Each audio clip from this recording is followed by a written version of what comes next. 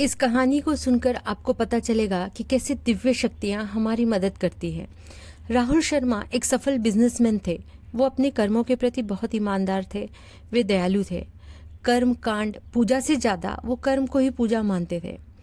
आज उनके बच्चे का बर्थडे था। घर पे पार्टी थी, लेकिन उनका मन कहीं भी नहीं लग रहा था। एक बेचैनी सी लग रही थी। रात का डिनर जैसे तैसे उन्होंने ख़त्म किया और अपने कमरे में आ गए। सोने की कोशिश कर रहे थे, लेकिन नींद नहीं आ रही थी और बेचैनी बढ़ती जा रही थी। रात के 2 बज रहे थे। घर में सब सो गए थे, पर नींद थी कि आ ही नहीं रही थी और बेचैनी बढ़ते जा रही थी। इसलिए उन्होंने अपने कमरे में चहलकदमी शुरू कर दी। धीरे धीरे वे बरामदे में आ गए।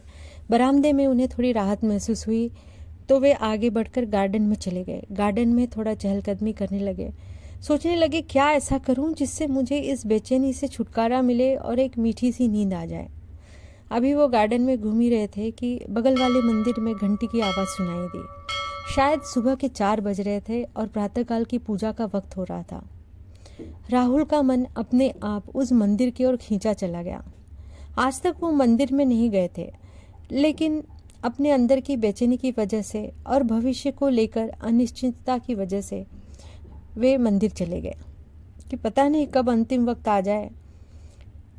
जब वे मंदिर के अंदर गए, तब उन्होंने देखा कि एक इंसान बहुत परेशान अवस्था में भगवान की मूर्ति के आगे बैठा है। वो गरीब और दुखी लग रहा था। राहुल ने उससे पूछा, भाई क्या बात है, इस टाइम पे यहाँ क्यों बैठे हो, कुछ परेशान से लग रहे हो। उस इंसान का नाम रोनित था। उसने बड़ी दुखी आवाज़ में कहा कि मैं रोनित हूँ, एक प्राइवेट कंपनी में जॉब करता हूँ। मेरी वाइफ हॉस्पिटल में एडमिट है। अगर आज सुबह तक उसके हार्ट का ऑपरेशन नहीं हुआ तो वो मर जाएगी, और मेरे पास उसके ऑपरेशन के लिए पैसे नहीं हैं।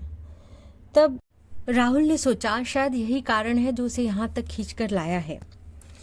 उस दिव्य शक्ति का इशारा समझते हुए राहुल ने रोनित की मदद की। वह उसे अपने घर ले गया और उसे ऑपरेशन के लिए चेक भी दिया और कहा कि आगे और भी कोई ज़रूरत होगी तो आ जाना। अपने घर के और फैक्ट्री का एड्रेस भी उसे दिया कि अगर नौकरी की ज़रूरत हो तो बेझिझक यहाँ आ जाना।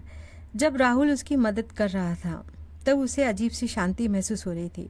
रोनित हॉस्पिटल की ओर निकल गया। राहुल अपने कमरे में आ गया और बेड पर लेट गया। बेड पे लेटे लेटे उसे पता चला कि उसकी बेचैनी तो एकदम गायब हो गई है और एक हल्की हल्की मीठी नींद का झोंका भी उसे आ रहा है। तब उसने डिसाइड किया कि इस मीठी नींद के लिए तो सब कुछ कुर्बान कर सकते हैं। अब आगे से वो अपनी कमाई का 10% जरूर ज़रूरतमंदों को देगा, ऐसा उसने डिसाइड किया। क्योंकि आज जो कुछ भी हुआ वो चमत्कार से कम नहीं था।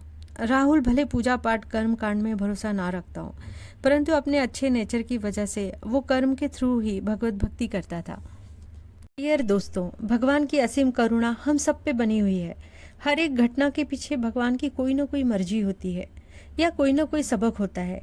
इसलिए भगवान की करुणा पर विश्वास रखें। आई होप मेरी कहानी आपको पसंद आई होगी। तो प्लीज़ लाइक शेयर सब्सक्राइब करना ना भूलें। Thank you.